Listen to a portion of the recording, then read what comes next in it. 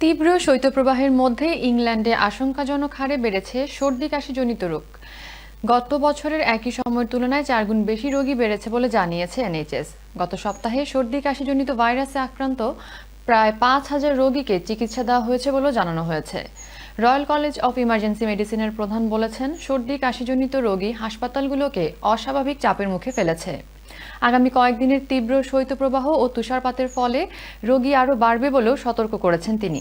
NHS national clinical director professor Julian Redhead বলেছেন, বয়স্ক এবং যাদের পুরনো শ্বাসকষ্ট রয়েছে তাদের জন্য আগামী কয়েকদিন কঠিন সময় যাবে। তাদের সতর্ক থাকার পরামর্শ দিয়ে বলেছেন, প্রয়োজনীয় ঔষধ হাতের কাছে রাখতে হবে এবং ঘর সবসময় উষ্ণ রাখতে হবে।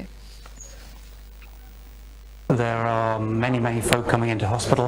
A lot of people are very unwell this time of year, particularly because of respiratory illnesses, so chest problems, and we're seeing an awful lot of flu in particular. Key is it's not over yet. I think people can think it's over when you've hit Christmas. You don't need to be vaccinated. You don't need to worry about these things, and it can run through right into March. So if you haven't been vaccinated, please do so. If you have got symptoms, keep yourself to yourself. Try not to spread it around. And we are having to care for some patients in areas that are not designed for inpatient care, so having additional patients on the wards, and sadly some patients being cared for in corridors.